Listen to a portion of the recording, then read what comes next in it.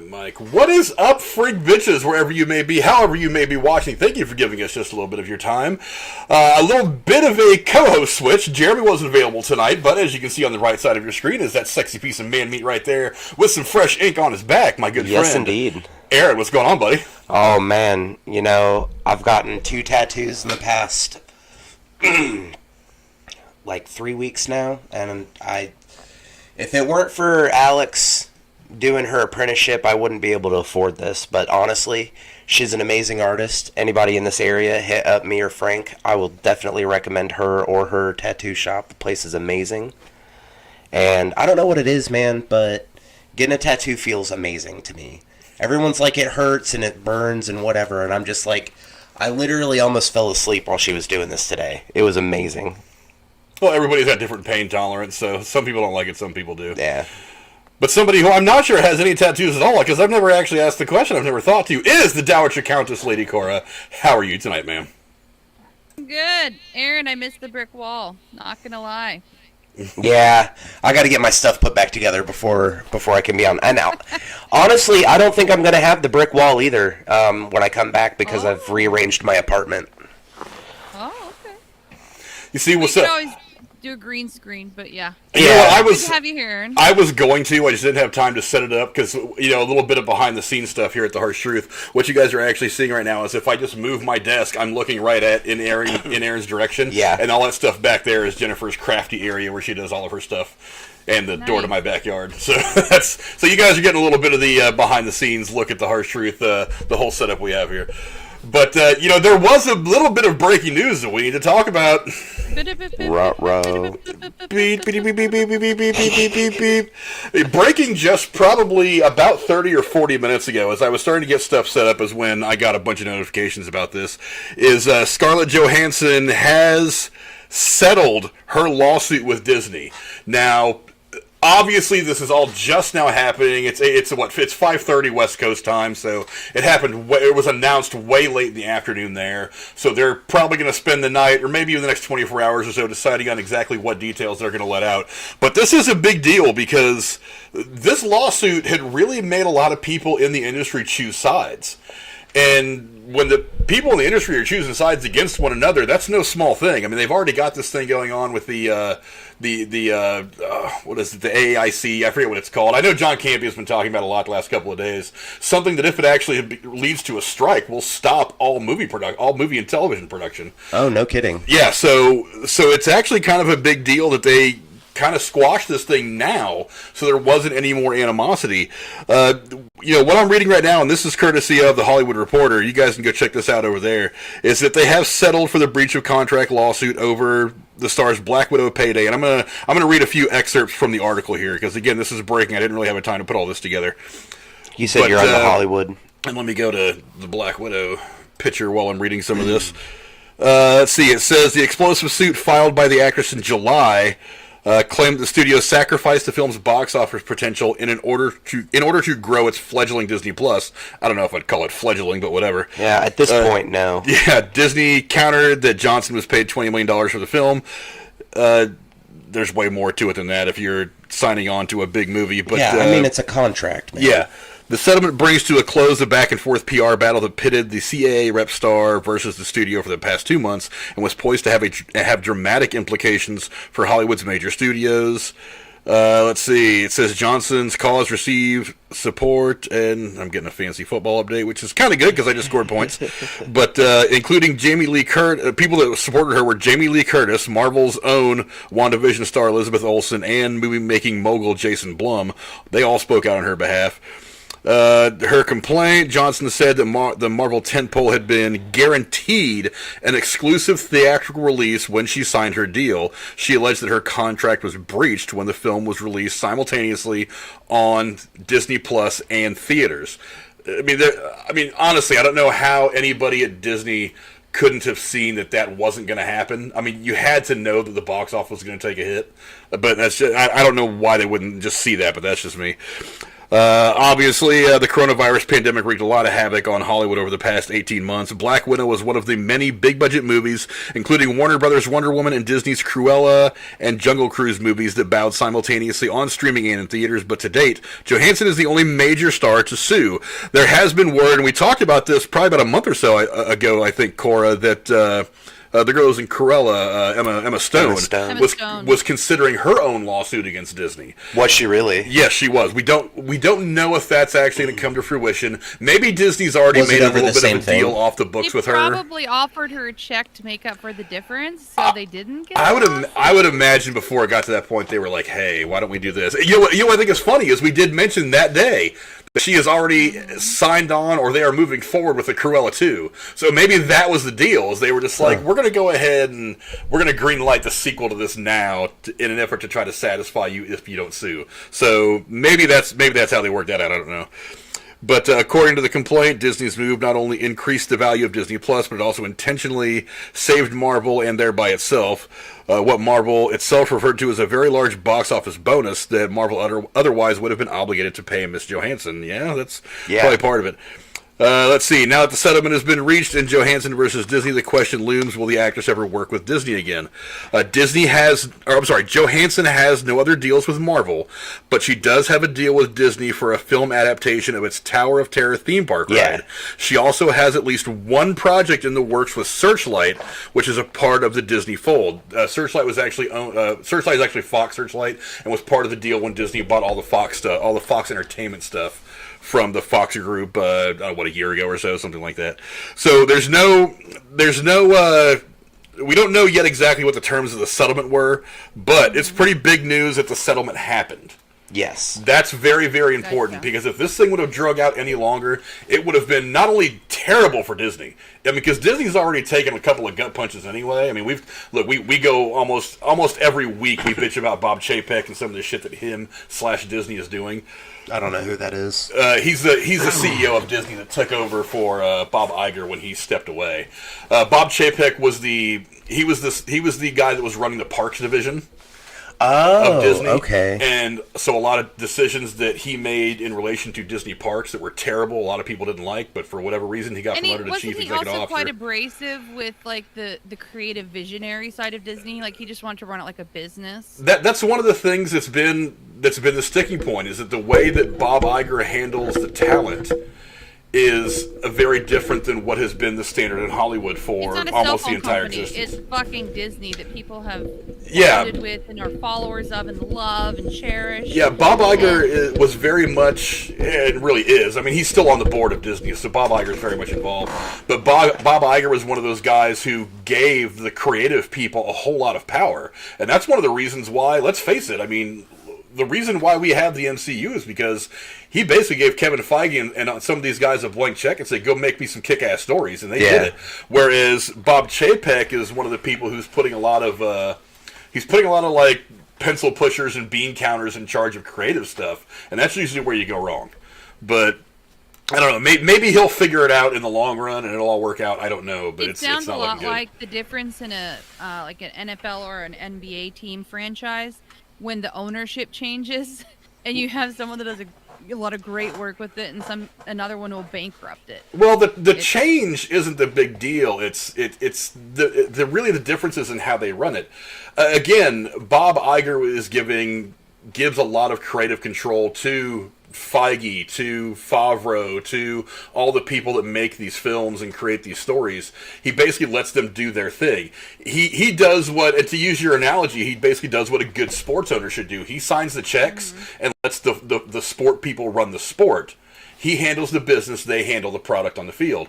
What Bob Iger always did was he let the creative people run the creative process, and he handled the stuff in the boardroom. He handled the financing and all that stuff, and that worked out great. This guy's doing it differently. He wants the Harvard-educated bean counters that are 5 years out of Ivy League schools to make all the creative decisions, and that's usually not a good thing. He does need to stay in his lane. He absolutely does. You are not a creative-minded person. You're there to make sure it's run well, but you can't let the creative side of Disney falter and become secondary to the profit margin. Yeah. It has to be balanced. Yeah, but anyway, there's the big breaking news as far as the whole Marvel versus Johansson lawsuit is concerned. There has been a settlement. Again, no details of the settlement have been made public. A lot of them probably won't be. I would imagine they don't want the exact dollar amount to get out because it's probably a little bit higher than what they thought they were going to have to pay in the beginning of all this because Well, they they do have screwed the it so data bad. on the streaming service sales for the movie because it's already happened.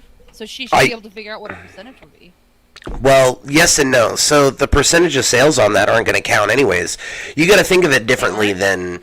No, well they are, but they aren't because you got to look at people like me. You got to look at people like me and Frank, who regularly go see the same movie in theaters multiple times, as opposed to a single point of sale. Me who bought it on Disney Plus and watched it once.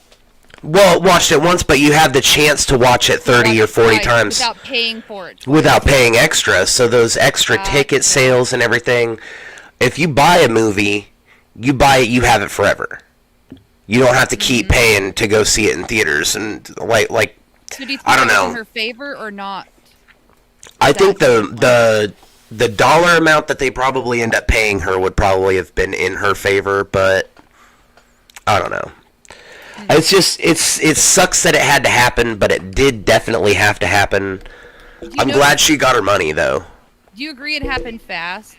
Like this could have been drug out for a long time. I think they're trying to nip this in the bud so she'll keep working with them. I don't know if she will keep working with them at this point because I didn't think so. Frank thought she would when we first talked. So this whole thing I'm about to say stems.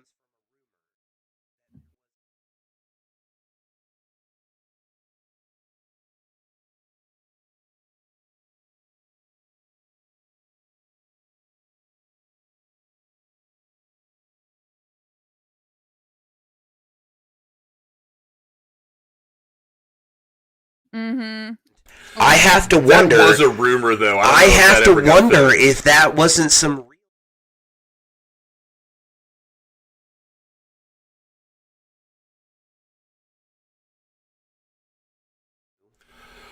And then she had to do that. Timing wise, that doesn't work though, because remember, Black Widow actually wrapped filming 2 years ago. Just because it wrapped filming 2 years ago doesn't mean they can't shoot an extended scene with a new character just then. That's true, but I don't. All the stuff that came after it, the Wanda, Vision. They actually didn't. They didn't. That post-credit scene was supposed to be our first exposure to Elaine popping into the MCU, and that was supposed to be our first introduction to her character. What we ended up seeing of her in Falcon and Winter Soldier was supposed to be the second time we saw her in the MCU. It got flipped around because Black Widow got pushed, and neither one of them really had any material that could be spoiled so much, so I think they got away with that. But still, I have to wonder if Disney Plus putting the movie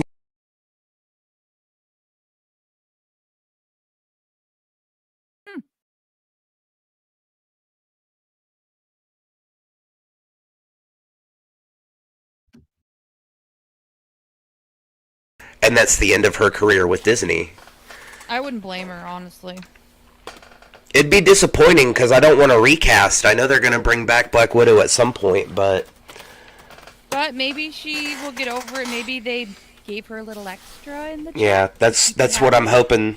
That's what I'm hoping that they come out with. We look forward to working with you is usually not a good thing when it's in a press release.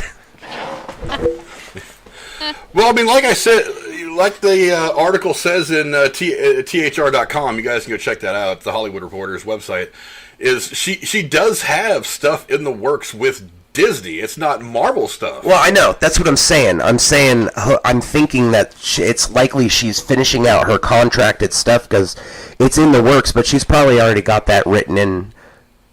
I've got to do 2 more movies with Disney or something. You know what I mean? Yeah.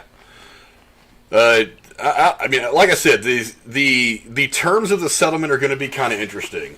So, if a whole lot of terms comes out, it's going to be interesting to see exactly what they were. I don't know that a lot of them. I don't know that a lot of them. NDA on it. Well, yeah, I really doubt we're going to hear a lot. I really doubt we're going to hear specifically the money.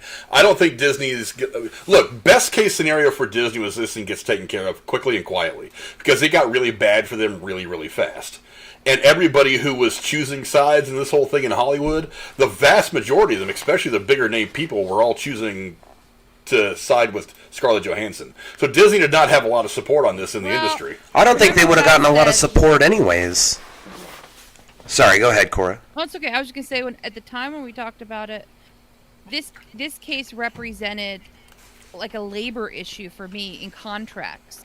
So yeah, people were supporting it so that when they got into projects and the distribution deal was changed and their contract and their pay wasn't adjusted, they wanted to be able to go back and say, see, I supported Scarlett when this happened to her. I need these protections as well. Yeah, exactly. So. And that's the whole point of the fucking contract in the first place, is to set that in stone so it doesn't get to change like that. And they just did it without anybody's permission. And Aaron, did you see that she had proof of emails from the studio saying, well, if we end up changing the distribution plan, we will let you know and we will make adjustments to your pay. And they never got back to her, never followed up. No kidding. I did not see that. I think that's what sealed the deal for settling it, because if it went to court, what judge wouldn't? Right? Yeah. Just saying. Yeah, but or jury, whatever. Yeah, but keep an eye on. I would imagine that, because Disney made one big mistake here. They ran to the nearest microphone or reporter or whatever after Black Widow had dropped on Disney Plus and said that we made $60 million off the premium sales of Black Widow on Disney Plus. On top of the monthly subscription, by the way. Yeah, that right there is like, wait a minute, that's $60 million that should have been on the box office. That's $60 million that should have factored into whatever bonuses I got, depending on how the contract is worded and done up. So it could have been double that, potentially, if a lot of people watched it twice. I would imagine... absolutely. I would imagine that one of these days, if this stuff ever comes out, we're going to find out that she got probably $30 million of that $60 million. I bet. I wouldn't doubt it. If not all of it, Frank. I don't know that she'd get all of it. All of it's a tough sell for me. The lawyers are going to get a cut. You could be absolutely... Well, the lawyers get a cut of what she wins, not what Disney made. But I wouldn't all be surprised if you were right. If she went after him and said, look, you guys have screwed the pooch on this, not just contractually, but publicly. So we could drag this thing out and really screw you guys. Or that could have spelled the end of Marvel. 45 of the $60 million you made. That could have literally spelled the end of the MCU. We could have gotten shit movies for the rest of it. Not that we haven't already, but still. This would have been a huge labor lawsuit. Like, it would have been symbolic for not just this industry. Yeah. In my opinion. But. Yeah, definitely a whole lot to unpack from all of this, and as like I said, a lot of the details probably aren't going to come out, at least not for a while. I think it'll probably be a year before if we even hear what the exact number was. It might be a year or more. But yeah, this is definitely a big deal in the entertainment industry that lawsuit is going away. Again, Disney needed this to go away fast. They needed it to go away quietly, and I think what you're probably going to end up seeing now is this Tower of Terror movie is probably going to get a little bit of a budget jump. whatever else she was doing is probably going to get a little bit of a budget jump. She's probably going to get, because that second movie, I forget what it was. It was the Tower of Terror, and what else? I don't think they named it. Yeah, they didn't. But it sounds like it's probably not the biggest release in the world. It's probably like a mid-level movie that they want to put out, more artsy, more of an art piece rather than a big tentpole thing. So maybe that's going to get a bigger release. They're going to put that on more theaters. They're probably going to dump a little bit more money into the marketing. I don't know, but yeah, definitely a big piece of news that broke maybe an hour ago, if that, as we were getting everything together. Do we know who released the information that they settled? Was it just like somebody found out because there was a court filing that they were dropping it, or did Disney or Scarlett actually release it? I was curious. I would imagine at that point, I don't really know how the legalities work of all this, that they both probably agreed to release to to the media that a settlement had been made. So it might have been a joint kind of thing where the lawyer, somebody from each side went out there and said, yes, we've come to a settlement. We'll we're not going to release these details. We're going to release these details, but we're going to release them at another time after we've sat down and hashed out a few more things. And then there you go. There's your sound bite for your big piece of news to end the day and have fun. I mean, the way the marketing and the media and everything works in Hollywood's kind of weird. So that's just my guess. If I was Disney, I would have definitely leaked this early. So that's probably what we're seeing right now. Oh, yeah. Just to show that you're past this. You know what I mean? Yeah. But anyway, that's the big breaking news out of Hollywood was the Black Widow lawsuit between Scarlett Johansson and Disney is now all wrapped up. It has been settled. Some details, probably not all, are to come later on, and we'll probably go over some of those details at some point as they're released. But to get back to the things that we were supposed to be talking about tonight, Lady Cora, what is the first thing that we want to discuss? Well, as the thumbnail showed, Night Court is officially back in session at NBC. The broadcast network has gavelled in a series order for a sequel to the 1980s and early 90s sitcom The Big Bang Theory alum Melissa Rauch, I hope I'm saying your name right, who also executive produces, and John Larroquette, who won 4 Emmys for his role on the original series, will star. The new Night Court will center on Judge Abby Stone, played by Rauch, the daughter of the late Harry Stone. The unapologetically optimistic Abby follows in her dad's footsteps and presides over the night shift of a Manhattan arraignment court while trying to bring order to the assortment of oddballs and cynics who pass through her courtroom. Frank, what do you think of Night Court being called back in session? Because I'll tell you this, I've watched the whole series through. It was one of my mom's favorites. I love the show. So, I'm jazzed. Yeah, when I've actually heard about this for a long, long time, but once I caught this article and I realized that they had not only ordered the pilot, but they'd ordered it to series, I went full Ren and Stimpy. I was like, happy, happy, joy, happy, happy, joy, joy. Something I actually want to watch. One of my favorite shows as a kid growing up is Night Court. I mean, it was one of those shows that was like, it was G-rated enough to where, I mean, you got the jokes. They were still kind of family style, but at the same time, you had, John Larroquette's character, Dan Fielding, banging hookers in the broom closet, and you still had some kind of adult situations. But it was an easy kind of introduction to the more adult fare that I would end up getting as I went on and got older. But look, I mean, the original TV show was just damn fun. And there were so many cool people, like, early in their careers, like Brent Spiner, before he became Data on Star Trek, was that guy from Virginia. Him and his wife and kids were in there every now and again. There was just so many people that rolled through there that ended up going to be big stars in and of them, on their own. The stories were great. The characters were fantastic. The only thing that really bothers me is that I thought it would be cool when I first heard this to have some of the original characters kind of pop in every now and again. I talk a lot about connective tissue between like reboots and sequels and stuff like that. It would have been cool to have that little bit of connective tissue. The problem is, and this is not the fault of the people making this series now, this is not anybody's fault at all, is that, we lost Henry Anderson a long time ago. He died back in like 2013, I believe. Mm-hmm. Marky Post just died. In the last, I think, 3 or 4 months. The guy that played Mac, the court bailiff, the black guy, he just passed away maybe a year ago. A lot, and you should have done this 5 years ago. Well, 5 years ago, I don't know that it was ever really. 5 years ago, Melissa Rauch was way locked into Big Bang Theory, so she probably wasn't going to leave that show to do this. But I mean, maybe she would have been able to pull both off. I don't know, but. I mean, it is kind of a bummer that you won't have. I mean, look, it's great that John Larroquette's going to be involved. That guy's a fucking god. I love the character of Dan Fielding. Remember that he was on another show. I forget what it was. It was really good. He's been on a lot of stuff. I mean, he had a small arc on The West Wing that was really funny. I always thought it was funny because I always thought he'd play kind of a different version of Dan Fielding. But I mean, he's been on a ton of stuff. The actor who plays Q in Star Trek. John Delancey is his name. Yeah, that quirky, I like John Delancey too. Egotistical, lovable, humor asshole. Yeah, I like John Delancey too. But I mean, John Larroquette's a star. I'm glad that he's going to be involved in it. Look, I'm excited. I mean, because it's a very simple premise that you can do a lot of things with, and I wouldn't be surprised if you saw Brent Spiner put on the West Virginia accent and the dirty like farmer's clothes and pop back in there with his wife. Because there are a lot of people who were bit players on the original show who are not only still alive but still acting. So they should do a Seinfeld thing because it's set in New York and it's NBC. They could possibly. There's a lot of things you could do with it to have fun, but I mean, hell, on what was it, 30 Rock? They had the Night Court episode where all the people that used to be on Night Court were on that episode.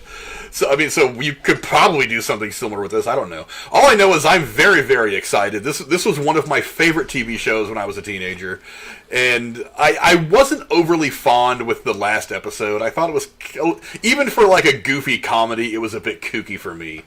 I mean, it was fun. How it ended, I'll be honest. Bull gets taken away by aliens. It's so weird. It's just. I think there's a reason why I don't remember it. Well, it was goofy funny, but I mean, whatever. But I mean, Martin Mull, who played Bull, is still out there. He's still acting. He was in one of the Scary Movie films. I think it was the second one. He played the ghost. So he's still out there. I don't know how active he is. You knew one of those? Probably. I don't know. But another Scary Movie. Yeah, the one with the Wayans brothers. But, I mean, aren't they on, like, 9 now? Something like that. But he's still alive. I don't remember the last time he acted in anything, but I'm pretty sure, I know he's still alive. Marsha Warfield is still alive. She played Roz the Bailiff. She's been on that 911 show that Jennifer and I watch all the time. So she's still out there. I mean, there are things that you could do to still kind of give it that connective tissue. But, yeah, I'm really, really excited. Aaron, did you watch that show? I have never seen it, but I'll tell you, from you guys talking about it, I'm definitely going to have to check it out. It's what I'm kind of like scrolling through online here, looking at. It's like a funny version of Law and Order in that you have a core group of characters, right? And then you have people who float in week to week who never generally come back. And so you get new stories every week with the foundational cast. And it really creates the experience of a whole new show every week that isn't just a recurring story. Does that make sense? Like you can pop in and watch one episode here, one episode there, one episode here, and you're not going to miss a lot. It's a classic form sitcom, is what it is. Yeah. Yeah. Yeah. But yeah, I'm very, very excited. Cora, did you watch? I mean, you said you watched Night Court. You liked it, right? I watched the whole series. My mom really liked it, and so that was one of the shows we watched besides Star Trek. Quantum Leap. Quantum Leap was one we watched all the way through and waited for every week. She watched Twin Peaks, but she never let me watch it with her. She made me go to bed early because she said it was too much for me. Twin Peaks was quite not adult, but it was definitely quite advanced. Yeah, I watched it later as an adult, and I'm like, I'm glad she didn't let me watch that. But yeah, Night Court is one of those gems in the hat, like Cheers almost. Oh, it's right okay, up there yeah. with Cheers for me. That's like, because I might have seen this once or twice then. It's not a stupid family story. No offense to the family stories. I mean, I like the uniqueness of, as a kid, you have friends in school. But shows like this showed me what adult friendship is. And it kind of, because, you know what I'm getting at. So it's like a portrayal and kind of a glimpse of what adult life is like in a way that you wouldn't see as a kid until you get older. And so between that and the funny moments and just the unique characters and how they were written and portrayed well, the comedic timing was fantastic for some of the jokes. And the what's the word you would use for like a judge's demeanor? Not bedside manner like a doctor, but Harry had just some way about connecting with the people in the cases, being good to the lawyers, and being a good judge while all being super chill. So very well. Yeah. We'll catch you later, Peggy the Pooh. Thanks for coming and hanging out with us, man. Also, welcome to Paradise Lost. They subscribed to the channel 5 days ago when we weren't on the air. I just want to say what's going on to them. Thanks for coming and hanging out with us. We hope you like what we give you. But yeah, I'm really excited. I mean, you bring up the family dynamic. It was a separate kind of family. Mm-hmm. Like a family they chose. Yeah, every adult knows that you have your home family, your blood family, and then you do have your work family. Mm-hmm. You have this group of people there that you get tight with, that you learn to trust, and that kind of becomes another segment of your family. And that's what these guys were. And then to top it all, the characters were so different, and their conflict was not negative, it was comical. It's like you have the goofy Harry Stone. You have... He was always dressed really sloppily. Yeah. But, I mean, it's like he never put himself together. It's almost like the actor himself is a very handsome man, but it's almost like they were trying to downplay his natural, handsomeness or beauty to make him seem like just more of an average guy by dressing him schlubbily. You know what I'm saying? And then the contrast to that was Dan Fielding, who was this guy with political aspirations. He ran for mayor 17 times over the course of the show. He wants to be or he ran for district attorney or mayor, I forget. I think it may have been district attorney. Maybe both, I don't know. But he's the one dressed up in the nice suits. He hides the fact that he's from the backwoods of Kentucky or some shit like that because he wants to be seen as this hotshot lawyer. Then you have the very homely but quirky Christine Sullivan that Marky Post played. She, like you and I, Cora, had this weird obsession with the royal family and had all the collectibles from Prince. She was really into Princess Di and Prince Charles. Yep. And then you had the bailiffs, which, I mean, the women bailiffs that rolled through there were all kind of different but the same. And then you end up with, Bull, obviously, who was very bailiff-looking, but very innocent and naive. And then you bring in someone like Roz, who's that tough girl from the New York streets that kind of helps him out. And then the people that just kind of roll through there. You get Brent Spinner's character of his innocent family from West Virginia. You get the one episode with the Star Trek and the Star Wars people were fighting at a Comic-Con. And Harry Stone's got to make sense of that shit. It's just like it was just so goofy and fun. Like I said, one of the things that I really like about some shows, not all, is they don't take themselves all that seriously. They just put out a fun story and fun characters, and they just let you eat it all up. It's a comfort show, and I'm really digging. Ruin the dynamic on the new one. Well, I mean, we're not going to know what it is until they get out there, because obviously we're going to have a bunch of different actors. I haven't seen an exact cast list in the show yet, with the exception of the two that, I'll put them right there. You can see them on the screen again. But, I mean, past that, I don't really know who's going to be on there. I would imagine that look, if they do not have Brent Spiner back on there as the guy, I'm going to be pissed. It's like episode 1, they need to roll him out there just for shits and giggles. I'm willing to bet Brent Spiner would do it. About that, because of the show Picard that he has been on and off of, is he in contract on CBS? Would they let him go on this show? Probably. So, as far as I understand it, with Picard, him being on and off it isn't really all that, I've only seen a handful of episodes. I have a hard time buying that he's going to come back as a full-time character. I think he's done with Picard at this point. I was wondering if you think CBS, if he was under contract, would let him go do an NBC show. I'd be surprised if they kept him from doing that. I think as long as he wasn't doing another sci-fi thing. Yeah. Okay. I mean, again, it's Hollywood. It all depends on how the contracts are worded, to be honest. So I really don't know, but I don't imagine. I mean, look, there's plenty of people have gone from one show to the other and have done guest spots and stuff like that throughout the history of television. So I don't imagine for an occasional guest spot for a goofy character like this, I don't think they'd say anything. Well, not to mention the fact that he's also not, an A-list actor anymore. He's not front-running movies. Star Trek fans. Yeah. No, okay, listen. I love Brent Spiner, however you say his name. I always thought it was Spinner. I just call him Data, but yeah. Yeah, Lieutenant Commander Data. I love his character in that to death. I've loved everything I've seen him in outside of Star Trek. But let's be real, though. He's not an A-list actor anymore. And the only reason so many people even know who he is because he played Data. Well, he's a younger version of William Shatner, career-wise, is what you're saying. I suppose. I don't know. I think at one point William Shatner was probably an A-lister. Maybe for a fairly brief time compared to some actors and actresses, but... I mean, let me ask you this legitimately. How many times have you seen Brent Spinner in anything other than Star Trek related stuff in the past 15 years? I Big Bang Theory, The Aviator. Okay. How many times have you seen Geordie LaForge in other shit though? Well, I can't think of what his name is right now. Burton. Yeah, there we go. he's really blowing up the podcast scene, so he's pretty big right now. Well, even beyond that, I mean, he was in, like, he had his own TV show. Yeah, the Reading Rainbow for Kids thing. Yeah.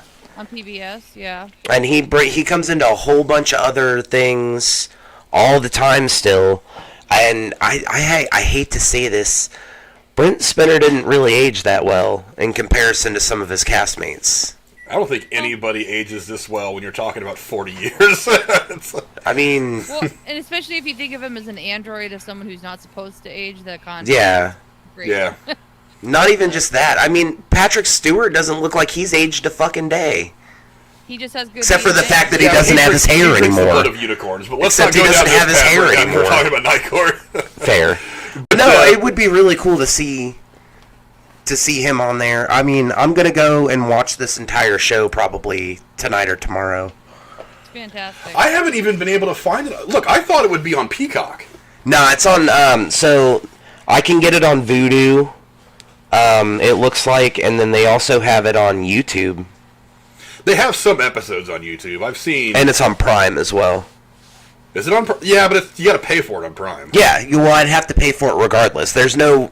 It's not streaming on anything. I'd have to buy it. Well, the thing that pisses me off is they don't stream the show on the Peacock. And I'm like, it's an NBC show. Why would you have... Stingy. They might not have the rights. If it's for sale on Prime, they might not have the rights to stream there it. might be a contract out saying it's Yeah. exclusively over here for this long. Gotcha. Yeah. Yeah, that always annoyed me, but yeah, whatever. I mean, I'm going to watch it when it comes out. I don't give a damn. I'm really, really excited about seeing it because it was one of my favorite shows when I was a kid. Do they have a release date, or they're just working on it kind of thing? From what the article said that I had read, they don't know if they're going to release it like mid-season this year or wait until next year.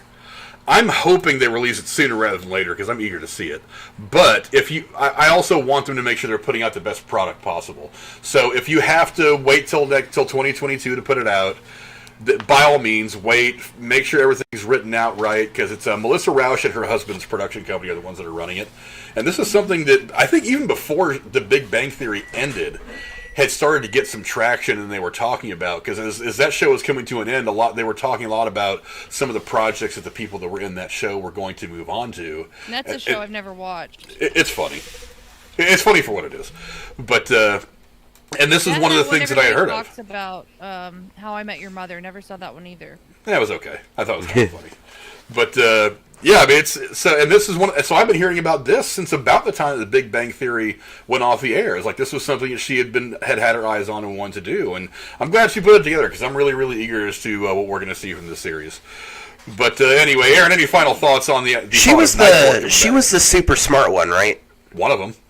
Everybody on the show was super smart. No, you know what I mean. The wife, right? The super smart one that was with the pharmaceutical company. The one that, not the one that was with Sheldon. Is she Blossom? No, Blossom was the other girl. So she's the blonde, right? It's the blonde, yeah. The super smart blonde. Yeah, okay. The one that went to college and started working for a pharmaceutical company towards the last half of the show. Okay, yeah. Yeah, I think her personality and from the way that she acted in that, I'd be very interested in seeing how she handles playing a judge. But if the comedic pretense that you guys have been leading me with is anything to be said, I think she's gonna nail this. Yeah, I think it's really fun. Cora, what are some of your thoughts on this? I look forward to it, and I really hope they don't fuck it up. And if they do, I'm just gonna not watch much more than I.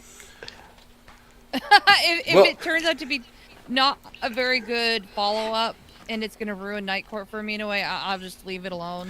Well, hey, this is what I've been saying about remakes for a while now. It's like anything can be remade, and if it sucks, it's okay because I always have the original to go back to. Exactly. If it's good, even better because I have two really good versions of this thing that I like that I can enjoy. Mm-hmm. So go ahead, take your shot. Just looking at it, I think it's in really good shape. John Larroquette is involved, which makes me very, very happy.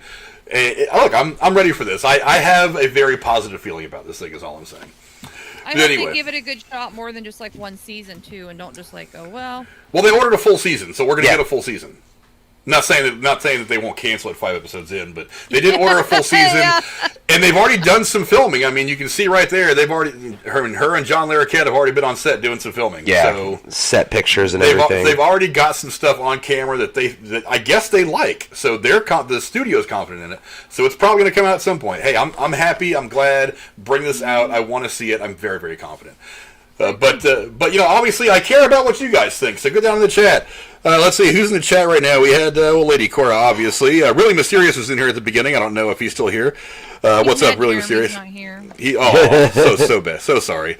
Let's see, Roberto Reyes. Thanks for coming in, man. I hope you like what you Kino, see and by the subscribe. way. Who is that? Kino from. Gargut stuff. Oh, okay. I don't know why it's asking me to block somebody. Trekopedia, I've seen you come in and out here and there. Let's see. Peter the Pooh is in here. Peter Parker, taking a break from Saving New York. What's going on, Peter Parker? I knew who that is. That's Chris Skywalker. What's going on, buddy? Let's see. Casey is Raw was in here for a little bit. He's probably messing around on Fortnite right now, so you can go check him out. DCAP just popped in. What's going on, my man? Hope you like what you see.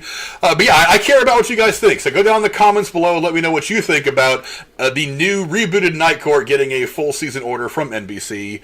Let's move on to the next topic that we're talking about, Miss Cora. All right, well, sci-fi nerds rejoice. A new version of the Emmy-winning space opera television series Babylon 5 is in the works.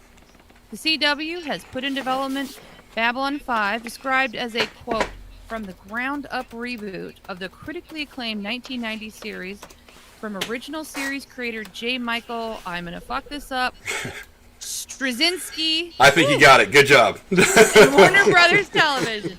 The reboot revolves around John Sheridan, played by Bruce Boxleitner in the original series, an Earth Force officer with a mysterious background who is assigned to Babylon 5, a 5-mile-long space station in neutral space, a port of call for travelers, smugglers, corporate explorers, and alien diplomats at a time of uneasy peace and the constant threat of war. Frank, what do you think of the return of Babylon 5? I gotta be honest, I wasn't a huge fan of Babylon 5 when it was in its original run. There were some episodes that I thought were pretty cool. A couple episodes that I had caught I thought were a little too soap opera-y for me. But this is overall, it's one of those properties that people kind of hold up there. It's not held in the same esteem as Firefly, but it is one of the ones like Stargate. Like it was something like that a lot of people really liked. How kind of deep the story would run at times. So again, I saw some episodes and I thought some of them were pretty good. I like Bruce Boxleitner. I mean, I'm a child of the '80s. That guy was one of the big TV stars from the probably mid '80s, deep into the '90s. So I'm interested in this. I do wonder, it is going to be a straight-up reboot. It is not going to be a sequel. It's not going to be a continuation of anything. They are going back to square one, and they are doing the whole Babylon 5 universe all over again. So, I mean, I'm eager. I'm interested, because some of the sci-fi stuff lately has been very drab. That's one of the reasons why I'm interested in this Dune movie coming out, because I want some of the more deeper philosophical shit. I don't want it to be so kind of one-dimensional with let's just go have a war in space with a bunch of lasers and shit and then run credits. So I'm interested. I'm intrigued in this. And again, this is one of the sci-fi IPs that has been well loved by a lot of the hardcore sci-fi nerds. So, hey, I'm ready. Bring it on. Aaron, what do you think? You know, I'm in the same boat as you. Babylon 5 wasn't like my go-to. I did like it. I like pretty much everything that has to do with space travel, if I'm being honest. I'm really excited to see a new setting, though, aside from everything that we've been getting in the past. You know, they just did that reboot of Lost in Space. It's like the second time they've rebooted Lost in Space, actually. And, you know, the first season was alright. The second season didn't do so hot, from my understanding.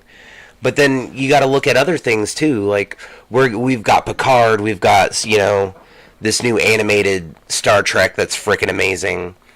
I'm really excited to see with new age graphics bringing back an iconic thing like Babylon 5. I think it has some potential to be the next big sci-fi thing. Yeah, Cora, are you at all familiar with Babylon 5? I wouldn't be surprised if you weren't. It was some deep, deep sci-fi stuff.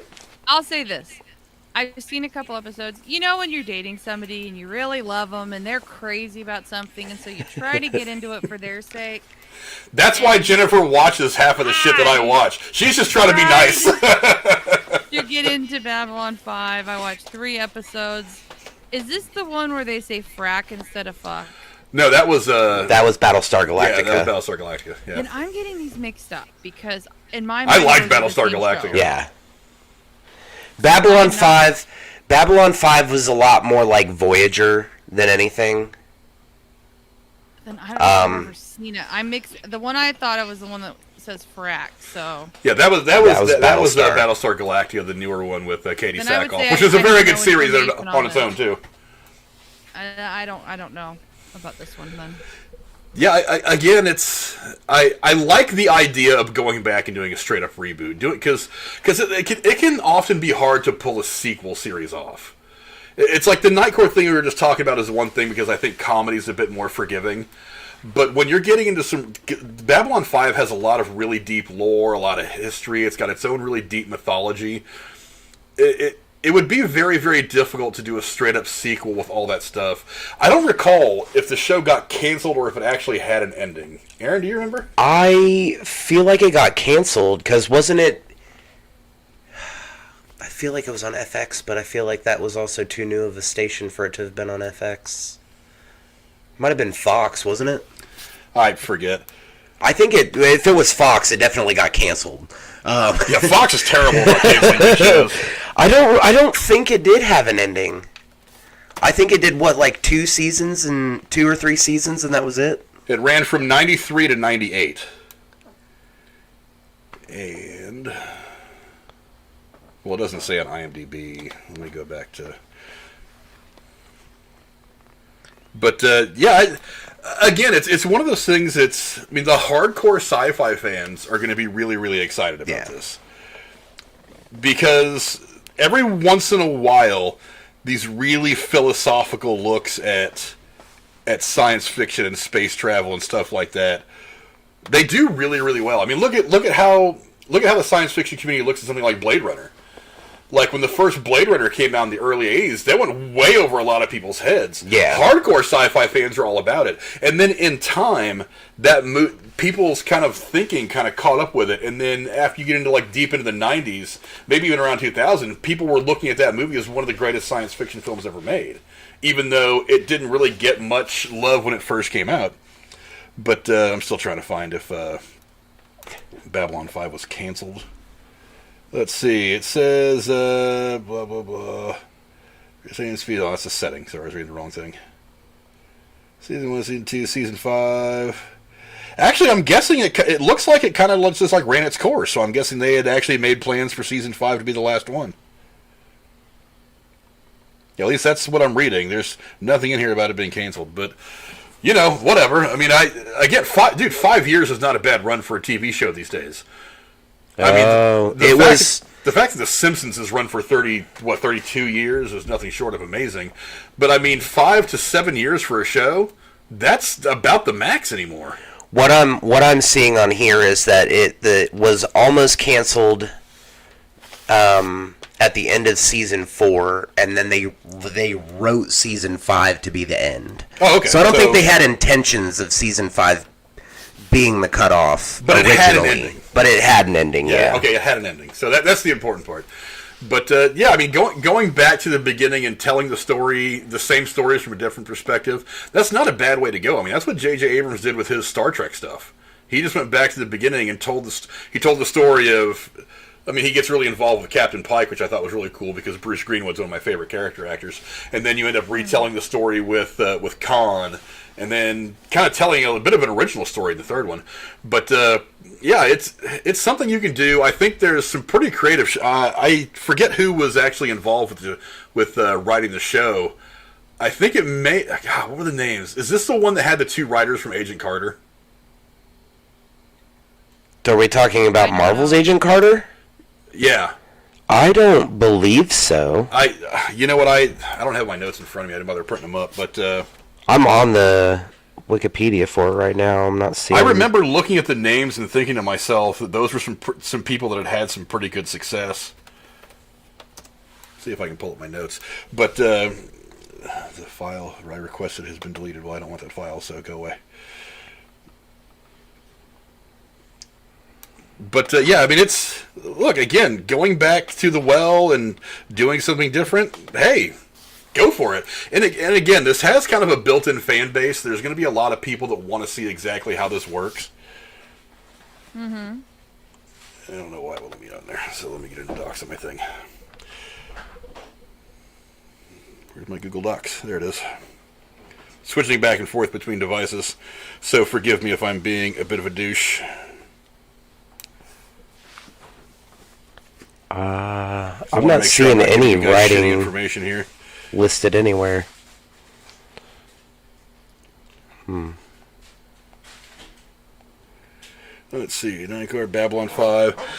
So it's going to be written by Straczynski. It evolves around blah, blah, blah. The original Babylon 5 debuted, blah, blah, blah.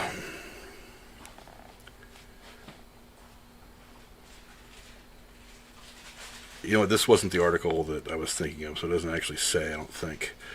But, you know, again, maybe it's a good time to bring out something like Babylon 5, because I think maybe sometimes you really hit a stride with these kinds of shows. So I say bring it on. I mean, it was certainly popular back in its day. It does have a very big cult following in the sci-fi community. So if it's going to work, let it work. Besides, I think one of the things that we desperately need right now are things that do not revolve around politics or viruses. So let's not make TV shows about those things. Let's do something else that is actually entertaining, something that takes us away from the world that we live in for a half hour, an hour at a time.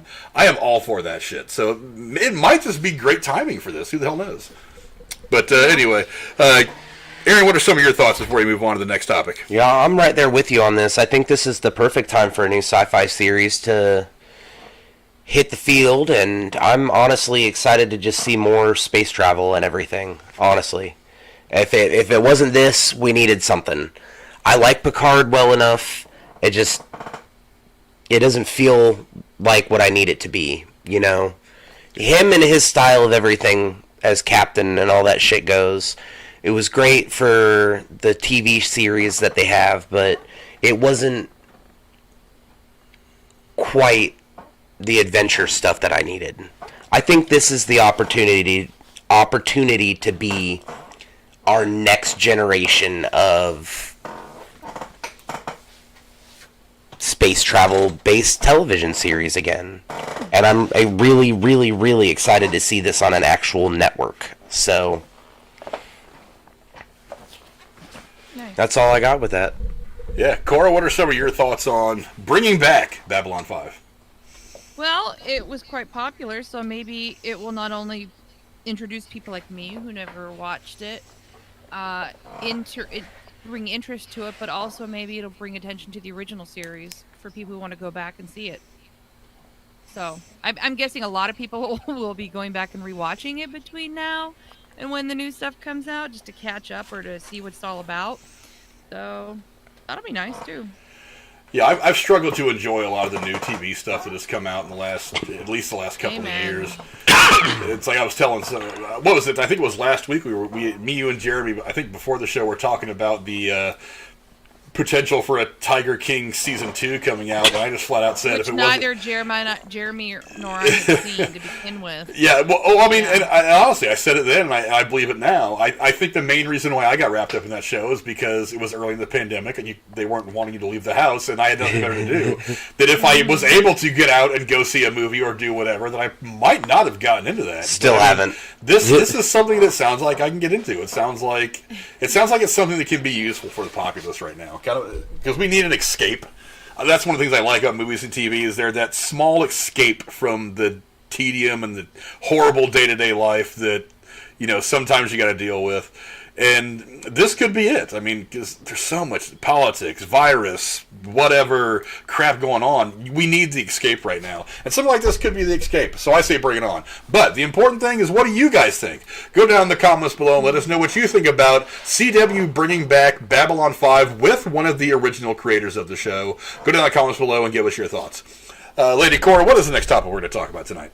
Well, we're going to bring it back to Disney. Disney Plus revealed on Wednesday that its latest Star Wars spin-off series, The Book of Boba Fett, will premiere on the streaming service on December 29th. Tamira Morrison, Boba Fett, and Ming-Na Wen, played by Fennec Shand, will star in the spin-off, with Robert Rodriguez joining as executive producer along with The Mandalorian creator Jon Favreau and Dave Filoni. Frank, it's just 3 months away. What are your expectations of the Book of Boba Fett? I am excited as fuck to bring that shit on, man. Why wait? Do it now. Release it right now. Absolutely. On Disney Plus. Look, I am unashamedly in love with what they've done with The Mandalorian. That is some of the best Star Wars production that I have ever seen, and I grew up on the original shit. I am roughly as old as this franchise. I was born in 76. A New Hope came out in 77, so our lives just run parallel. My life and the franchise's life run parallel. And The Mandalorian has been freaking phenomenal. It has been so damn good. And the way that they left off last season, I mean, bringing Boba Fett back was a bit of a stretch for me, because, I mean, we all know, and I'm not spoiling this for anybody at this point, I don't think, we see Boba Fett fall into the mouth of the Sarlacc. So you're automatically thinking when you see this, dude's done. Somehow he gets out. Twice. Twice. And I remember, and I don't know if Jeremy and I had mentioned it when we were doing the Mandalorian breakdowns for Season 2. Like that first or second episode when they actually go to fight that little dune sandworm thing that they were dealing with in that episode, one of them pointed out that it's not... He said he had made a nest or a home in an empty Sarlacc pit. And he goes, it's not very often you see an empty Sarlacc pit. You don't escape Sarlaccs very much. And that line got me thinking. I was like, because I already knew at some point, we had already seen, that must have been the second episode, because I think it was the first episode that we saw the back of Tamira Morrison's head as he was watching things unfold down, at ground level when he was up on the mountain. So I'm automatically thinking that's kind of a dialogue cue that somehow he made it out of the Sarlacc pit. And I'm like, okay, fine. So I don't know. I'm just very, very excited. It's Tamira Morrison, the guy who played the role from its inception. I am excited as shit. I love what they're doing with this Disney Plus stuff for Star Wars. It's phenomenally good. Filoni is somebody who is... He is a caretaker of these stories and this mythology. He takes it very personally, the stories that he's putting out there, and you can tell by how good this stuff has been. Because this guy's not only done this, he did Clone Wars. Was it Clone Wars that he ran for a long time? The and a lot of animated series? Yeah, I think so. And a lot of because people like me who are fans of the movies but not so much into the animated stuff have watched that and have loved it. So he obviously cares about the story, the characters, and how they're going to progress and grow and where they're going to go. And then you get Favreau in there, who himself is a giant fan. You've got Kathleen Kennedy kind of running the whole thing at Lucasfilm still, who's been around from this for 20, 30 years now. I mean, she was running it all for Lucas back in the day. I'm ready for this. I'm excited as shit. My only question is when are they going to release Mandalorian Season 3? Well, we actually we touched on this at the end of Season 2.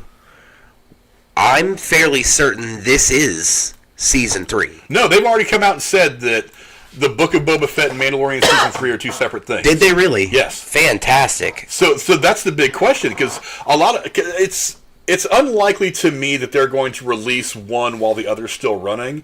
So I think right now the question is this going to be like a 6 or 8 episode thing? Is it a 12 episode thing? Are they going to get halfway through the Book of Boba Fett and then drop Mandalorian Season 3? I don't know. I'm curious about that. I mean, not that it's going to matter to me. If you drop them both at the exact same second of the exact same day, I'm just going to watch them back to back, whichever one plays first. I don't care. But it is an interesting question: is do you start one in the middle of the other one at the same time as the other one, or give what Marvel's been waiting 2-3 weeks, maybe 2-3 weeks between the end of one Disney Plus series and the start of another? Next, yeah. I mean, if they do that, we're not going to get Mandalorian Season 3 until probably February. I don't know. All I know is I'm excited as shit. Aaron, what do you think? Oh, man, I'm right there with you.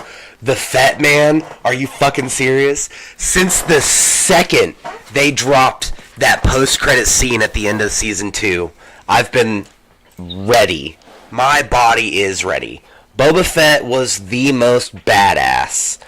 And like you were saying earlier, you didn't get too much into the comics or the sideshows that they did, with the exception of Clone Wars. I've been into all of it. The books, the movies, TV shows, animated stuff. Boba Fett is a certified badass, and he will one day claim the title of Mandalore just as he did in the comics. And it's going to be glorious. And I hope to God I see it in this TV show. As you said, I need it now. Fuck the television. Beam it straight to my brain.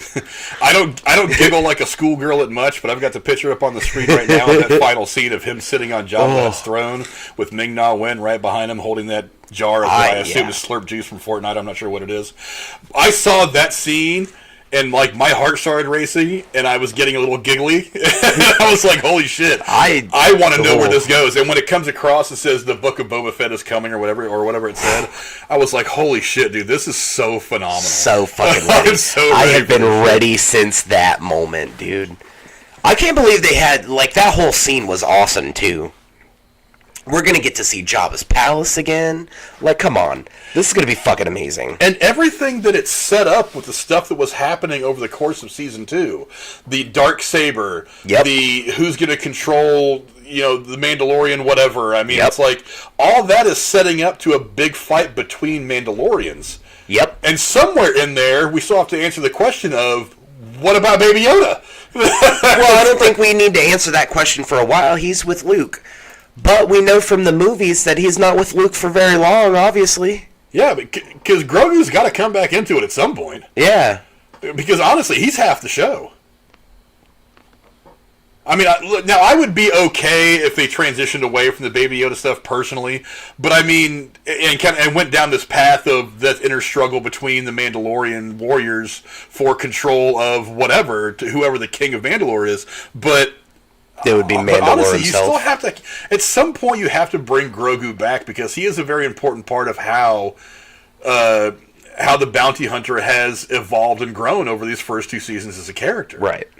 So you've got whatever's going to happen with Boba Fett, whatever's going to happen with Katie Sackhoff's character. I forget the name all of a sudden.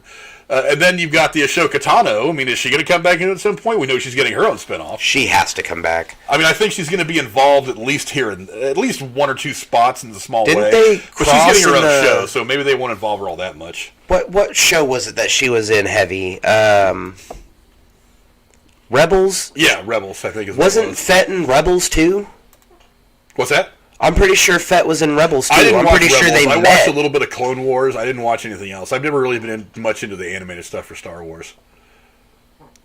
But yeah, I mean, I'm just excited as hell. So Cora, you went through and watched the whole second season of Boba Fett with us. I'm pretty sure you probably went and got caught up on the first season just to make sure you were in the know. You didn't. I'm still on episode 4 of season 1 of Mandalorian. Really? From 18 months ago. Yeah, It's on the list of to-do things.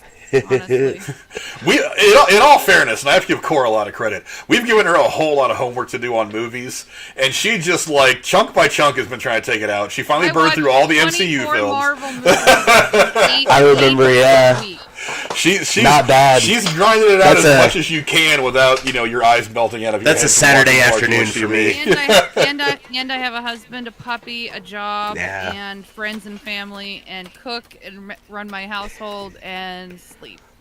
Fair. Yeah, so she's doing what she's got to do to get caught up. But yeah, I'm really into this. I'm really, really excited. I'm ready to go. I mean, Boba Fett back in the mix. The Fett man. I mean, I before we ended up getting this new trilogy and more Star Wars stuff on Disney Plus and stuff like that, I for a long time had thought, I was like, Boba Fett is a cool character that you could really kind of tell cool stories around.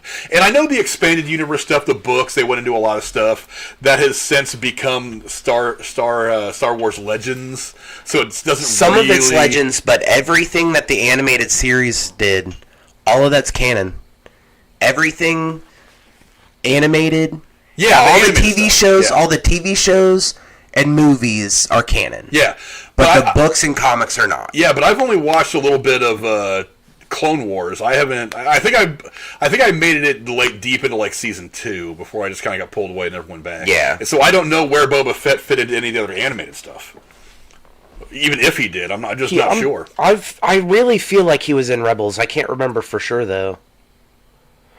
But then again, I also thought he had his armor in it, which wouldn't track with Mandalorian. I don't know. I have to go back and rewatch it. Yeah, but I'm excited as shit. I'm ready to go for. Especially with Favreau behind the. Oh yeah! Oh my god! Like I said, the creative team behind this. I mean, they are in control. They care about what's being put up on screen. It's exciting. I really like what they're doing here. I mean, I really wish that they would have put as much care into the last 3 movies because as much as I liked, was it? No, it was called Return of the Jedi. The first last trilogy Jedi that came out, the Force Awakens. Oh, The Force Awakens. As much as I like that, they didn't really have a plan in place for the next 2 movies. They were just kind of like, okay, J.J. Abrams is going to make this I'm going to bitch about this for the rest of my life, but literally, I waited my whole life for that movie to come out for them to kill my favorite fucking character. Fuck that movie. And they telegraphed it so badly. They really did. It was just so badly telegraphed. But, I don't know. The real question, though, is what do you guys think? Garguts just came into the chat. What's going on, Garguts, my man? What do you guys think? I mean, are you guys excited for the Book of Boba Fett and for eventually Season 3 of The Mandalorian? The Star Wars Disney Plus stuff, man, has been killing it. I mean, it's been better than the Marvel stuff. And I've liked the Marvel stuff a lot, especially WandaVision. WandaVision was phenomenal. But I mean, the Star Wars stuff that they've put up on Disney Plus has been fantastic. So, what do you guys think about the upcoming Book of Boba Fett coming out just after Christmas? A little bit of a couple of days after Christmas gift for everybody who loves Star Wars. Go down in the comments below and let us know what you guys think. And what's the final thing we're going to talk about tonight, Miss Cora? Well, again, staying along the lines of Disney, we have Marvel's What If. Right. It's got back to a more serious note yesterday when the series asked what would have happened if Ultron had won and created his vision or version of Vision. Frank, you've seen this episode. I have not, but I look forward to watching it. What are your thoughts? It was really interesting because I do love the what if concept. What if, the butterfly flapped its wings in Peking and Central Sparky got rain instead of sunshine? This was the one, and Aaron, I think me and you had talked, when we were talking a few days ago, you had said that you thought some of the endings of these almost all of them were kind of leading into the next episode. I got it in like 1 or 2 episodes that you were saying, but that last one, we had that really, we talked about it last week, that really funny episode with Thor being a party animal and, whatever, being goofy, and they ended that, I thought, and I said it last week, with a really interesting contrast of, we went from, messing around with party animal Thor to Ultron comes out and then his mask opens up and we see that it's actually his version of Vision that he was trying to build in Age of Ultron in the film. So the question becomes, what if he would actually pulled it off?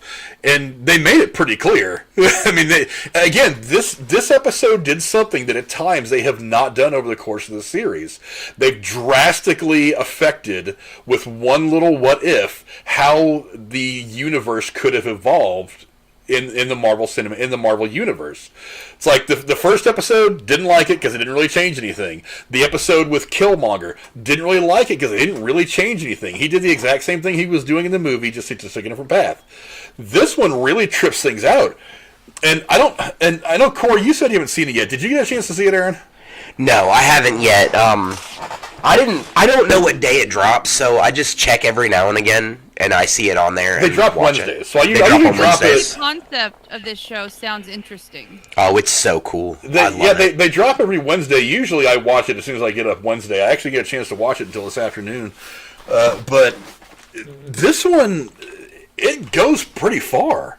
I mean, I really liked the Doctor Strange one. My question is, does it have an actual legitimate ending?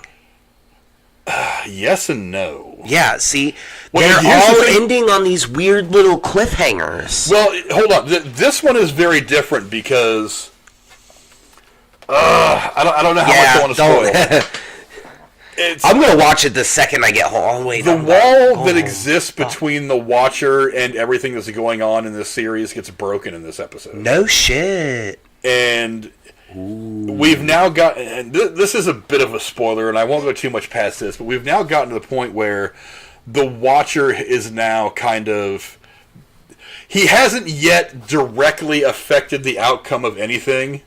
He's not allowed to. Because he's not allowed to, and this is something that he struggles with through part of this episode. But he is now very much involved. You know what I mean? Oh, man. So it does... Dude, I'm telling you, all this is going to culminate in Multiverse of Madness. Because you got to look at who's voicing the Watcher. To do with the larger MCU. Look at who's voicing the Watcher. Jeffrey Wright. He is too big of an actor for them to not put on the screen. Yeah, but Marvel gets big actors for a lot of shit. Yeah, but I'm telling you, man, this is going to culminate. We're going to see the beginnings of it towards the end of Spider-Man. And it's going to definitely be, I guarantee it, all of this stuff has to culminate into Multiverse of Madness. And if it doesn't culminate, we're at least going to get glimpses of this shit during Multiverse of Madness. You know what I mean? Otherwise, what's the point? We're literally already exploring the multiverse. All of this stuff is happening. It's just not happening on Earth Prime, which is what I'll call it. Yeah, I don't know. I don't know if they're directly connected or not. There might be some similarities. I don't know. Honestly, we're just going to have to wait and see. I really don't know. I've always read that everything that's happening in What If is kind of its own contained thing, and it's not really going to affect the larger MCU. Kind of like the Defenders stuff that we talked about a long time ago, one of our first videos, actually. The difference between that, though, is that Marvel didn't really have a hand in what Netflix was doing. That's why shit never got referenced, really. They always just called it the incident or that thing that happened, you know? So the Netflix stuff is entirely in its own universe, but that's because of, you know, rights. That's because of intellectual property rights. Well, also you got to remember how Marvel was operating at the time. You did have Ike Perlmutter running the television side of everything, and you had Kevin Feige running the movie side. That's not the case anymore. They've actually combined everything under Kevin Feige. Exactly, which is why I'm saying I think this actually has the potential to be the first... Not aside from the ones that are on Disney Plus already, this has the potential to be one of the first things to bridge into the multiverse properly. I don't know. I'm just gonna have to wait and see, because I've always heard that this is kind of a self-contained thing. It's not going to have any kind of an effect on the Marvel cinematic stuff. Well, that would just be silly. But I mean, but you can't deny the fact that we're talking about multiple universes and dimensions and realities, and we already know that the name of this movie is Doctor Strange in the Multiverse. Exactly. We already know that whatever's going to happen is going to start in Spider-Man. It may have already started in Loki to some extent. I don't know how the incidents of Loki are going to be a part of that. Oh, I know exactly how that's going to be a part of it. It's Kane. It's all about Kane. Yeah. Kane is going to be the bad guy in the new Ant-Man movie. I thought he was going to be the bad guy in the multiverse movie. No, he's supposed to be the main bad guy in Ant-Man. The multiverse, I don't think they've really released any specific stuff about the plot of Multiverse of Madness yet. Kane the Conqueror, then? That doesn't make any sense. That's something that I've always said, is why it's a weird bad guy for Ant-Man. Yeah, it makes no sense for it to be Ant-Man's bad guy. So I don't know if...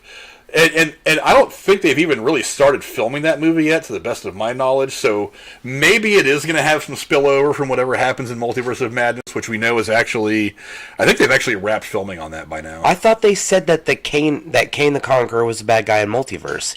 He was supposed to be the next big bad behind Thanos. I don't think they know who the next big bad is going to be yet, or maybe they know. I'm sorry. I don't think they've announced who the next big bad is going to be yet. They probably know. They've probably got it all planned out. I just don't think they've announced who it's going to be yet. At least not clearly. That's something we're probably going to see over the course of next year. Because remember, we still have Eternals coming up, next month? Sometime in October, the Eternals was coming out. Yeah, Eternals comes out next month. Then we have Spider-Man coming out in December. And then we've got the whole slew of stuff that starts coming out. We got Let There Be Carnage dropping tomorrow, buddy. I know. That's I actually, that's one of the things I put out in the Twitter chat room to Jeremy and Cora. Is next week's show is pretty much going to be reviewing Venom, reviewing James Bond, which I know Cora's really excited. When is that coming out? I have no idea. Cora's been chomping at the bit for that movie for a long, long time now. When is Bond coming out? Bond and they both come out Friday. They both come out tomorrow? Actually, technically speaking, they're probably showing tonight. No, Bond comes out on the 8th. Are you sure? I'd have to look. So we got a week. There's a showing of Venom tonight. I don't have the money. Otherwise, I'd go. I'm thinking about going. Dude, oh, my God. I really wanted to go with Jennifer tomorrow. Let there be carnage, dude. I've been waiting so long for this. Yeah. It's going to be definitely... I've been waiting since Sam Raimi put shitty version of Venom in Spider-Man 3. Ooh. You're right. I'm a week late. So it is tomorrow? Yeah, Nice. Venom and Bond are opening against each other. Fucking weird. I honestly... going next weekend. I wish that would happen more often. I wish two movies would open against each other more. I think that would be a lot of fun. It's like, I mean, I know that economically you don't want to do that because you don't want to lose the box office. You kind of want to have it all to yourself for a while. No, it says October 8th. No Time to Die. Campia was talking earlier about them opening the same day. Let me go to my Regal app real quick and see. I went to Fandango and I looked to see because I was trying to figure out if my tiny ass town little theater's gonna have or if I'm gonna have to drive 2 fucking hours to go see it. And it is the 8th. It is not coming out tomorrow. Oh, thank goodness, because I was planning next weekend. That being said, though, they have showtimes tonight for it. Oh yeah, this is saying the bottom was No, that's the 6th. Yeah, but still, I mean, Venom's only going to be in its second week when Bond comes out. That's still almost going head to head. It is almost going head to head, but you got to think we're still kind of in pandemic, so I don't think it's going to matter too much. I don't think it's going to matter too much. I don't think it's going to matter all that much either. But yeah, the box office is still definitely growing. I mean, look at how good Shang-Chi did. Look at how good Fast 9 did. Black Widow did okay, considering it was the first big movie to kind of challenge the pandemic box office. I don't know. It's a couple of big movies coming out, man. They're gonna make a lot of money. That and Venom is getting some really good press too. A lot of people are liking it. Good, because I'm gonna level with you. Some of the audio from the trailer was kind of trash, so I'm really hoping they fix that up in post-editing. Oh, are you talking about the... Every time Venom spoke, it was so horrible. Yeah, I don't know. That might have just been some stuff that wasn't finished for the movie, yeah. I don't know. Maybe. We'll see. Again, I can't imagine it would be so bad that it takes me out of the movie. I mean, it definitely took me out of the trailer. Yeah. But, yeah. Like I said, I'm pretty sure that's something that it's going to be way better in the movie, so I'm still excited to see it. Oh my god. Yeah, I'm excited to see it too. Woody Harrelson too, playing a psychopath. That's got to be fucking awesome. Sorry, I'm cussing a lot tonight. Trying not to. Yeah, because me, Cora, and Jeremy are so good about watching our mouths. No, I'm ready for Bond, too. I'm right there with you with that, Cora. I'm surprised that Daniel Craig is coming back, because I thought after... yeah, remember the last thing on the line of credits on the last movie? Someday Bond will be back. Like, basically saying, someday we'll get another guy to play him, and we'll start making movies again. But don't. Well, it wasn't even that. I remember when they made Skyfall. Yeah. He was like, I do not like doing this anymore. The next one is my last. And they did Spectre. And the way they ended it, they set it up so that he would never come back. So Yes. it really blindsided me. What was it, like 6 or 7 months ago we were talking about this, Frank? And you were like, he's coming back for No Time to Die. And I was like, shut up. No, he's not. And then they announced everything. And I was like, what is going on right now? I think he was planning on walking away from the role. Well, like I said, And he for whatever his hated reasoning doing was, it. I think they had showed him like a treatment of the script or like the story idea, and he was really into it and was like, okay, this is how I want to end my Bond. Yeah. My run as James Bond. So I think maybe at one point he was planning that the last movie was his last, and then they found some way to get him for one more film. I don't know. I don't know. It definitely looks good. I don't know if it's going to be able to top Spectre, though. I hope that it does. But Bond has always been one of my personal idols for whatever reason, because he's hilarious. Yeah, bottom line is next week we're going to be talking about Venom, and the week after that it looks like we're going to be talking about James Bond, No Time to Die. So that, we talked about it a week or two ago, Cora, with Jeremy. It's this October is one of the first really big months for movies since the pandemic started. Aren't they doing another Halloween reboot this? Halloween Kills comes out, Yeah. I think the third Friday. Ooh. So we've got that coming out as well. And I know Cora's not too much into the horror movies, so she Not at all. she might take that review off. But It gives me nightmares, or I would. See, for me, Jurassic Park is a horror movie. So What? What? That way. Dinosaurs, scary dinosaurs that might eat me. When are we getting the the fuck out of me? When are we getting the third one of those? when are we getting what? The third one of those, or have we Jurassic already? World? I have no idea. I haven't kept up on that. It's coming at some point, that's all I know. I don't think I've seen the second one yet. Oh, I have. Yeah, going back to the Boba Fett discussion, Gargant says Fett is going to be over the top. It better be. Yeah, again, it's such a rich mythology to the Mandalorians. It could be really. I mean, look, they've already done great with the Mandalorian series in and of itself. Now you're going back to Boba Fett, who he himself has a pretty rich history. Oh yeah. It's gonna be interesting. I'm really interested to see where they go with this. It's gonna be hard for them to fuck it up at this point. Oh yeah. So I'm expecting balls to the walls all the time. Yeah. And one of the big questions is, and this is a question that we have kind of going into a lot of these Disney Plus series, be it Star Wars or Marvel, is does he live to see the end of the season? Are you for real? Hey, I'm just saying. Are you for real? How dare you say something so? We thought he was dead for 35 years. No, until he shows Frank, up at the first episode. You thought he was dead for 35 years. Fett never dies. You see how many scars were on that man's head, his back? Yeah. I would imagine probably 70% of them came from fighting off that Sarlacc. Oh, I don't doubt that either. But well, I don't know. He was in full Beskar when he got 8, so I doubt it. Sure, yeah, but how did his Beskar come off? Because remember, that Beskar that the Mandalorian... Why am I drawing a blank on the Mandalorian's name? I don't remember them ever giving him a name. Yeah, that's what Timothy Oliphant's character was wearing, apparently, was Boba Fett's armor. Well, and he got it from the Junkers. The Junkers got it off of Fett's body when they thought he was dead. Fett never dies, I'm not the only man. one that thought he was dead. Fett never dies. Fett never dies, man. Look, you never know where they're going to take this, though. He's going to be... Listen, dude, how are they going to bring back Boba Fett and not make him Mandalore? It's not possible. Hey, Disney... It's not possible, Disney / Marvel has been doing it with the Marvel stuff. They've been taking elements of the comic book stuff and don't building remind a new me, thing because around it's just going to upset me when they don't make a Mandalore. Hey, he's gonna anything wield can that happen. dark saber, and he's gonna screw some people up. I'm just saying, Oh my be God. ready for anything. I guess. Because you never know. Yeah, well, I also wasn't expecting Luke Skywalker to show up either, so... Very true. That one really... We'll see, man. That really shocked me.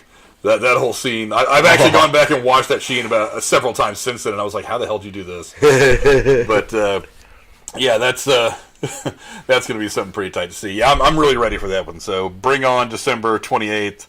I'm ready to go on the Book of Boba Fett. But that seems like a pretty good place to stop things for tonight. Cora's got to go on over to the Derailed podcast. She's going to be talking with Drew about the Gabby Petito case and whatever updates are coming up from that. Yeah. But, again, we care about what you guys think, so go down in the comments below and let us know what you guys think about the Book of Boba Fett coming back in December. And let's go ahead and end it there. Cora, where can the folks find you on the internet, other than in about the next 10 minutes with Drew? Really nowhere. Your show or Drew's show. And she contributes a lot to both, so go check out the Derailed podcast here in the next few minutes. She'll be on there with Drew talking about the case that's got everybody wrapped up right now, Gabby Petito's murder, and where her stupid boyfriend is, who probably killed her. And Aaron, where can the folks find you on the internet? Absolutely nowhere right now. But that's all going to change soon. Yeah. Yay. I have I'm a shitty homie. taste in co-hosts sometimes. Huh? I have shitty taste in co-hosts Aw, sometimes. fuck you. Aaron knows I'm playing. I love this dude like my brother. But hopefully, he's got his work schedule hopefully a little bit worked out to where he'll be able to pop on here a little more often. And we do have some big movie reviews coming up. And I'm sure he's also dying to tell you how much he hated Shang-Chi. He tells me about it every time I talk to him. Every time we talk. This movie pissed me off, man. Aaron, it wasn't that great. No, he actually that's not even the problem. The actually cinematography was all right. No, they fucked up my favorite villain. There was no Iron Man to fucking the Mandarin.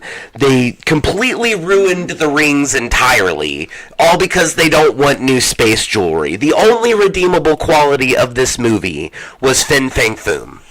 That was it. Can I ask your opinion on something? Did this movie feel like a good Marvel movie that was just made by the CW channel? No. Okay. No, this felt like hot garbage. Version of a good movie. It felt like hot garbage created by a 10-year-old who was high on something and saw faceless creatures and thought that would be a good idea. You dislike it more than I did. No, I fucking hated this movie. Yeah, he has an active hatred. I still went and saw it. But, oh my god. They brought back the Abomination, but now he's a good guy? Like, what? We don't know that yet. That was one of my knocks in the friends movie. with Like, Wong. he gave me a big question He's and then friends he with left it hanging. Wong. That's fucking stupid. That was one of my knocks in the movie, is you put that out there, and then you pulled it back and never addressed it again. So there's this thing hanging out there, and it's bothering me. I'm not. I fucking hated it. And they had all this... Why wasn't that in Madripoor? Why was that in some weird place? Why was all the Madripoor stuff all over the place, but we weren't in Madripoor? We were in Hong Kong? The fuck? This may need to be a whole other discussion between me and Aaron. Yeah, no, But we're going to go ahead and wrap it up there. Thank you, all of you who were in here tonight hanging out. DCAP, Lady Cora obviously was in here on the call as well. TSS2 jumped in at the end. Gargus jumped in. What's going on, my man? Go check out his channel as well for all his fun stuff he does. Chekopedia was in here. Thank you for coming and hanging out. Casey is Raw. Penny the Pooh. Really mysterious, my good friend, and just really great guy. I need to have him on the show at some point. Well, shout out to Horny Goat. They're going to be live tonight. Horny Goat's going to be live tonight. Again, Drew's going live over on the Derailed podcast. Thank you, Roberto Reyes, for popping in. Thank you, Chris Skywalker, for coming and hanging out. We really do appreciate you guys coming in. Don't forget to hit the like button on the way out. It helps us out a lot. Also, hit the subscribe button so that you know when we put some videos out. I am going to try to put out some other pre-recorded stuff here in the next few weeks. There are some smaller movie reviews of some stuff that has come out on Amazon and like Hulu and stuff that I want to try to do. Things that I'm not going to bring the whole crew in to do, just some small things. So hopefully I'll be able to get some more pre-recorded stuff up now. I'm going to try to get back to doing that. Do a shout out to Jeremy. We missed you and hope to see you next week. We do miss Jeremy. I thought he was really going to eat up this Boba Fett talk. I was really disappointed when he said that he was going to have some trouble making it on tonight. But that's okay, because Jeremy's probably going to be back next week, and maybe we'll revisit the Boba Fett thing, because I know he'll have a lot to say. But thank you guys all for coming out. Please remember to subscribe if you want to get updates on all the stuff that we put out. Thank you very much for hanging out. We will see you guys later. Adios.